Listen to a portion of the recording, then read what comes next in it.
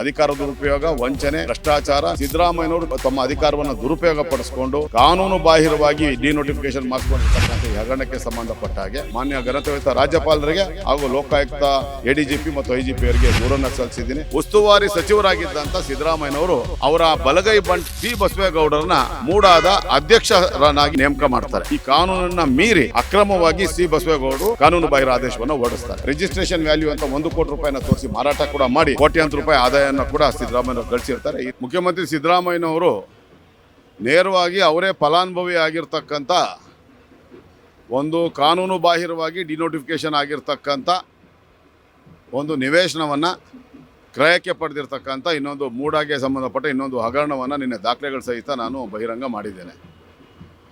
1982ರಲ್ಲಿ ಮೈಸೂರಿನ ಹಿಣಕಲ್ ಗ್ರಾಮದ ಸುತ್ತಮುತ್ತಲ ಪ್ರದೇಶಗಳನ್ನು ವಿಜಯನಗರ 2ನೇ ಹಂತದ ಬಡಾವಣೆಗೆ ನಿರ್ಮಾಣಕ್ಕೆ ಅಂತ ಹೇಳಿ ಮೂಡ ಭೂಸ್ವಾಧೀನ ಪಡಿಸ್ಕೊಳ್ಳುತ್ತೆ. 100ರಿಂದ 130 ಎಕರೆಗಳಷ್ಟು ವಿಸ್ತೀರ್ಣದ ಪ್ರದೇಶವನ್ನು ಭೂಸ್ವಾಧೀನಕ್ಕೆ ಮಾಡಿಕೊಳ್ಳುತ್ತೆ. ಅಂಥದ್ದೇ ಭೂಸ್ವಾಧೀನ ಪಡಿಸ್ಕೊಂಡಂಥ ಒಂದು ಸ್ವತ್ತು ಹಿಣಕಲ್ ಗ್ರಾಮದ ಸಾಕಮ್ಮನವರ ಸರ್ವೆ ನಂಬರ್ 70/4A ಸೇರಿದಂಥ ಜಮೀನು ಕೂಡ ಸೇರಿರ್ತದೆ. 1982ರಲ್ಲಿ ಭೂಸ್ವಾಧೀನ ಪಡಿಸ್ಕೊಂಡ ನಂತರ ಎಲ್ಲ ಭೂಮಾಲೀಕರಿಗೆ, ಸಾಕಮ್ಮನವರು ಸೇರಿದಾಗ ಎಲ್ಲ ಭೂಮಾಲೀಕರಿಗೆ ಕಾನೂನು ರೀತಿಯ ಅವರಿಗೆ ಪರಿಹಾರ ಧನ ಬಿಡುಗಡೆ ಆಗಿ ಅವರಿಂದ ಎಲ್ಲ ಭೂಸ್ವಾಧೀನ ಪ್ರಕ್ರಿಯೆಗಳನ್ನು ಪೂರ್ಣಗೊಳಿಸಿ 1985 ಒಳಗೆ ಎಲ್ಲ ಈ ವಿಜಯನಗರ 2ನೇ ಹಂತದ ಬಡಾವಣೆಯನ್ನು ರಚನೆ ಮಾಡಿ ಎಲ್ಲ ನಿವೇಶನಗಳನ್ನು ಅರ್ಜಿದಾರರಿಗೆ ಕಾನೂನು ರೀತಿಯ ಅವರಿಗೆ ಹಂಚಿಕೆ ಮಾಡಿರ್ತಾರೆ.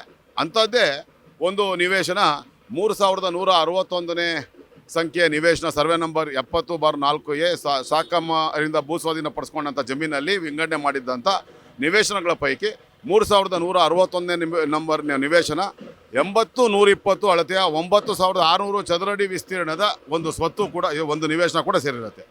ಈ ನಿವೇಶನವನ್ನು ಸುಂದರ್ ರಾಜನ್ ಅವ್ರಿಗೆ ಮೂಡ 1985ರಲ್ಲಿ ಹಂಚಿಕೆ ಮಾಡಿರುತ್ತೆ. ಹಂಚಿಕೆ ಆದ ನಂತರ ಸುಂದರ್ ರಾಜ್ ಅವರು ಕಾನೂನು ರೀತಿಯ ನಕ್ಷೆಯನ್ನು ಮಂಜೂರು ಮಾಡಿಸ್ಕೊಂಡು ಅಲ್ಲಿ ಒಂದು ಮನೆಯನ್ನು ಕೂಡ ನಿರ್ಮಾಣ ಮಾಡ್ಕೊಂಡಿರ್ತಾರೆ. 1995ರಲ್ಲಿ ದೇವೇಗೌಡರು ಈ ರಾಜ್ಯದ ಮುಖ್ಯಮಂತ್ರಿಗಳಾದಂಥ ಸಂದರ್ಭದಲ್ಲಿ ಅವರ ಸಚಿವ ಸಂಪುಟದಲ್ಲಿ ಉಪಮುಖ್ಯಮಂತ್ರಿಗಳಾಗಿ ಕಾರ್ಯನಿರ್ವಹಿಸ್ತಾ ಇದ್ದಂಥ ಸಿದ್ದರಾಮಯ್ಯನವರು ಸಾಕಮ್ಮನವರ ಮೂಲಕ ಮೂಡಾಗೆ ಅರ್ಜಿಯನ್ನು ಸಲ್ಲಿಸಿ ತಮ್ಮ 70/4A ಸರ್ವೆ ನಂಬರ್ನ ಜಮೀನನ್ನು ಭೂಸ್ವಾಧೀನ ಪ್ರಕ್ರಿಯೆಯಿಂದ ಕೈ ಬಿಡಬೇಕು ಅಂತ ಹೇಳಿ ಕೇಳ್ಕೊಂಡಾಗ ಮೂಡಾದ ಆಯುಕ್ತರಾಗಿದ್ದಂಥ ಖಡಕ್ ಅಧಿಕಾರಿ ಕುಂಜಪ್ಪನವರು ಯಾವುದೇ ಕಾರಣಕ್ಕೂ ಇದನ್ನು ಭೂಸ್ವಾಧೀನ ಪ್ರಕ್ರಿಯೆಯಿಂದ ಕೈ ಬಿಡೋಕ್ಕೆ ಸಾಧ್ಯ ಇಲ್ಲ, ಇದಾಗಲೇ 12 ವರ್ಷಗಳಾಗಿದೆ ಬಡಾವಣೆ ರಚನೆಯಾಗಿ ಮತ್ತು ಕಾನೂನು ರೀತಿ ನೀವೆಲ್ಲ ಪರಿಹಾರ ಧನವನ್ನು ಈಗಾಗಲೇ ಪಡ್ಕೊಂಡಿರೋದ್ರಿಂದ ಇದು ಭೂಸ್ವಾಧೀನ ಪ್ರಕ್ರಿಯೆಯಿಂದ ಅಂದರೆ ಡಿನೋಟಿಫಿಕೇಶನ್ ಮಾಡಲಿಕ್ಕೆ ಸಾಧ್ಯ ಇಲ್ಲ ಅನ್ನೋ ಉತ್ತರವನ್ನು ಕೊಡ್ತಾರೆ.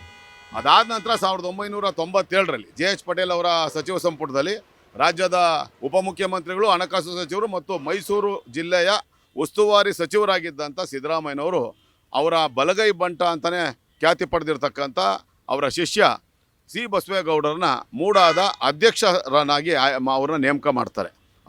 ಅವರು ಆಯ್ಕೆಯಾದ ನಂತರ, ಅಧ್ಯಕ್ಷರಾಗಿ ನಿಯೋಜನೆ ಆದ ನಂತರ ಬಸವೇಗೌಡರು ಒಂದು ಕಾನೂನು ಬಾಹಿರ ಕೆಲಸವನ್ನು ಅವರು ಮಾಡ್ತಾರೆ. ಏನು ಅಂತಂದರೆ, ನಿಯಮಾನುಸಾರ ಯಾವುದೇ ಅಭಿವೃದ್ಧಿ ಪ್ರಾಧಿಕಾರ ಭೂಸ್ವಾಧೀನ ಪಡಿಸ್ಕೊಂಡ ನಂತರ ಬಡಾವಣೆಗೆ ಬೇರೆ ಯಾವುದೇ ಕಾರಣಗಳಿಗೆ ಬಳಸ್ಕೊಂಡ್ರೆ ಅದರ ಡಿನೋಟಿಫಿಕೇಶನ್ ಆಗಬೇಕು ಅಂದರೆ, ಭೂಸ್ವಾಧೀನ ಪ್ರಕ್ರಿಯೆಯಿಂದ ಕೈ ಬಿಡಬೇಕು ಅಂದರೆ ನಿಯಮಾನುಸಾರ ರಾಜ್ಯ ಸರ್ಕಾರದ ನಗರಾಭಿವೃದ್ಧಿ ಇಲಾಖೆಯಲ್ಲಿ ಅದು ಅನುಮೋದನೆ ಆಗಬೇಕು. ಮುಖ್ಯಮಂತ್ರಿಗಳ ಅಧ್ಯಕ್ಷರಲ್ಲಿ ನಡೆಯುವಂಥ ಸಭೆಯಲ್ಲಿ ಅನುಮೋದನೆ ಆಗಬೇಕು.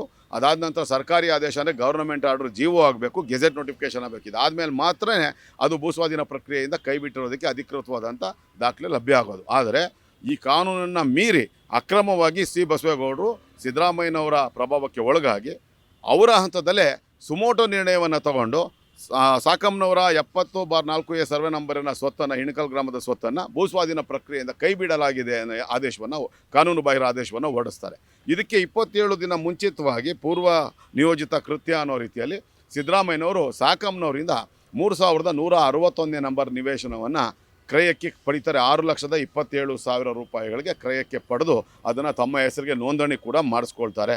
ಇದು ಕಾನೂನು ಬಾಹಿರವಾದಂಥ ಕೆಲಸ.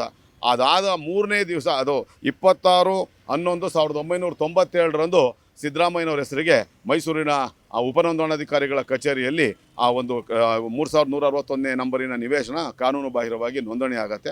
ನೋಂದಣಿ ಆಗಿ 3ನೇ ದಿವಸಕ್ಕೆ 29ನೇ ತಾರೀಕು ಆ ಒಂದು ಸ್ವತ್ತಿನಲ್ಲಿ ಕಾನೂನು ರೀತಿಯ ಹಂಚಿಕೆಯಾಗಿ ಮನೆಯನ್ನು ನಕ್ಷೆ ಮಂಜೂರಾತಿ ಮೂಡಾದಿಂದ ಪಡ್ಕೊಂಡು ನಿರ್ಮಾಣ ಮಾಡಿದ್ದಂಥ ಮನೆಯನ್ನು ಸುಂದರರಾಜ್ ಅವರು ನಿರ್ಮಾಣ ಮಾಡಿದಂಥ ಮನೆಯನ್ನು ನಿರ್ದಾಕ್ಷಿಣ್ಯವಾಗಿ ಆ ಮನೆಯನ್ನು ಕೆಡವಾಗಿ ತಮ್ಮ ಸುಪರ್ದಿಗೆ ಸಿದ್ದರಾಮಯ್ಯನವರು ತಗೊಳ್ತಾರೆ. ಸುಂದರರಾಜ್ ಅವರು ಕೂಡ ಯಾವುದೇ ದೂರುಗಳಿಗೆ ಪೊಲೀಸ್ನವರು ಸಕಾರಾತ್ಮಕವಾಗಿ ಸ್ಪಂದಿಸದೆ ಕೇವಲ NCR ಅಂತ ಮಾಡ್ಕೊಂಡು ಆ ಪ್ರಕರಣಕ್ಕೆ ತಿಲಾಂಜಲಿ ಇಡೋದು. ಅವರು ಮೂಡಾಗೆ ಇದರ ಬದಲು ಬೇರೆ ನಿವೇಶನವನ್ನು ಕೊಡಿ ಅನ್ನೋ ಅರ್ಜಿಯನ್ನು ಕೂಡ ಸಲ್ಲಿಸ್ತಾರೆ ಅನ್ನೋ ಮಾಹಿತಿ ನಮ್ಗೆ ತಿಳಿದು ಬಂದಿದೆ. ಈ ರೀತಿ ಸಿದ್ದರಾಮಯ್ಯನವರು ತಮ್ಮ ಅಧಿಕಾರವನ್ನು ದುರುಪಯೋಗ ಪಡಿಸ್ಕೊಂಡು ತಮ್ಮ ಶಿಷ್ಯನ ಮೂಲಕ ಕಾನೂನು ಬಾಹಿರವಾಗಿ ಡಿನೋಟಿಫಿಕೇಷನ್ ಮಾಡಿಸ್ಕೊಂಡಿರ್ತಕ್ಕಂಥ ಈ ಹಗರಣಕ್ಕೆ ಸಂಬಂಧಪಟ್ಟ ಹಾಗೆ ನಾನು ದಾಖಲೆಗಳ ಸಹಿತ ಮಾನ್ಯ ಘನತೆಯುತ ರಾಜ್ಯಪಾಲರಿಗೆ ಹಾಗೂ ಲೋಕಾಯುಕ್ತ ADGP ಮತ್ತು IGP ಅವರಿಗೆ ದೂರನ್ನು ಸಲ್ಲಿಸಿದ್ದೀನಿ. ಇನ್ನೊಂದು ವಿಷಯ, ಅವರು ಈ ರೀತಿ 97ರಲ್ಲಿ ಈ ರೀತಿ ಕ್ರಯಕ್ಕೆ ಪಡೆದಂಥ ನಿವೇಶನವನ್ನು 2003ರಲ್ಲಿ ಮಾರುಕಟ್ಟೆ ಬೆಲೆ 4 ಕೋಟಿಗೆ ಸರ್ಕಾರಿ ಬೆಲೆ ರಿಜಿಸ್ಟ್ರೇಷನ್ ವ್ಯಾಲ್ಯೂ ಅಂತ 1 ಕೋಟಿ ರೂಪಾಯಿನ ತೋರಿಸಿ ಮಾರಾಟ ಕೂಡ ಮಾಡಿ ಕೋಟ್ಯಾಂತರ ರೂಪಾಯಿ ಆದಾಯವನ್ನು ಕೂಡ ಸಿದ್ದರಾಮಯ್ಯವರು ಗಳಿಸಿರ್ತಾರೆ. ಈ ರೀತಿ ಕಾನೂನು ಬಾಹಿರವಾಗಿ ಡಿನೋಟಿಫಿಕೇಷನ್ ಆಗಿರ್ತಕ್ಕಂಥ ಅದು ಡಿನೋಟಿಫಿಕೇಷನ್ಗೆ ಕಾನೂನಲ್ಲಿ ಯಾವುದೇ ಅವಕಾಶ ಇಲ್ಲದೆ ಇರತಕ್ಕಂಥ ರೀತಿಯಲ್ಲಿ ಇವರು ಸುಮೋಟ ನಿರ್ಣಯ ತಗೊಂಡು ಅಧ್ಯಕ್ಷರೇ ಮಾಡಿರುವಂಥ ಈ ಡಿನೋಟಿಫಿಕೇಷನ್ ಪ್ರಕ್ರಿಯೆ ಕಾನೂನು ಬಾಹಿರವಾಗಿರುವಂಥದ್ದು, ಸಂವಿಧಾನ ಬಾಹಿರವಾಗಿರ್ತಕ್ಕಂಥದ್ದು. ಅದಲ್ಲದೆ ಅದಾಗಲೇ ಪರಿಹಾರ ಧನವನ್ನು ಪಡೆದಿದ್ದಂಥ ಸಾಕಮ್ನವರಿಂದ ಸಿದ್ದರಾಮಯ್ಯನವರು ನಿವೇಶನವನ್ನು ಅದಾಗಲೇ ನಿವೇಶನಗಳು ಹಂಚಿಕೆ ಮಾಡಿ ಮನೆಗಳು ಕಟ್ಟಿರ್ತಕ್ಕಂಥ ನಿವೇಶನವನ್ನು ಇವರು ಕ್ರಯಕ್ಕೆ ಪಡೆದಿರ್ತಕ್ಕಂಥದ್ದು. ಈ ರೀತಿ 10 ಲೋಪದೋಷಗಳು ಇಲ್ಲಿ ನಡೆದಿರೋಂಥ ಹಿನ್ನೆಲೆಯಲ್ಲಿ ನಾನೆಲ್ಲ ದಾಖಲೆಗಳ ಸಹಿತ ನಾನು ದೂರನ್ನು ಕೊಟ್ಟಿದ್ದೇನೆ. ಘನತೆಯುತ ರಾಜ್ಯಪಾಲರಿಗೆ ಭ್ರಷ್ಟಾಚಾರ ನಿಗ್ರಹ ಕಾಯ್ದೆ 17A ಅಡಿಯಲ್ಲಿ ಈ ಒಂದು ಪ್ರಕರಣದ ತನಿಖೆಗೆ ನೀವು ಆದೇಶ ಮಾಡಬೇಕು ಅನ್ನೋ ಒಂದು ಮನವಿಯನ್ನು ಮಾಡ್ಕೊಂಡಿದ್ದೀನಿ. ಅವರ ಕಚೇರಿ ವಕೀಲರು ಪೂರಕವಾಗಿ ಸ್ಪಂದಿಸಿದ್ದಾರೆ. ಹಾಗೆ ಲೋಕಾಯುಕ್ತದಲ್ಲಿ ಸಿದ್ದರಾಮಯ್ಯ ಮತ್ತು ಬಸವೇಗೌಡರ ವಿರುದ್ಧ ಅಧಿಕಾರ ದುರುಪಯೋಗ, ವಂಚನೆ, ಭ್ರಷ್ಟಾಚಾರ, ನಕಲಿ ದಾಖಲೆ ತಯಾರಿಕೆ ಪ್ರಕರಣಗಳನ್ನು ದಾಖಲು ಮಾಡಿದ್ದೀನಿ. ಇನ್ನು 21 ದಿನಗಳ ನಂತರ ಈ ಪ್ರಕರಣದ ದೂರನ್ನು ನಾನು ಜಾರಿ ನಿರ್ದೇಶನಾಲಯದಲ್ಲಿ ಲೋಕಾಯುಕ್ತಕ್ಕೆ ಸಲ್ಲಿಸಿದ ನಂತರ 20 ದಿನಗಳ ನಂತರ ಕೊಡಬೇಕಾಗ್ತದೆ. 21 ದಿನಗಳ ನಂತರ ನಾನು ಜಾರಿ ನಿರ್ದೇಶನಾಲಯದಲ್ಲಿ ಕೂಡ ಈ ಒಂದು ಪ್ರಕರಣಕ್ಕೆ ಸಂಬಂಧಪಟ್ಟ ದೂರನ್ನು ಕೊಡ್ತಾ ಇದ್ದೀನಿ.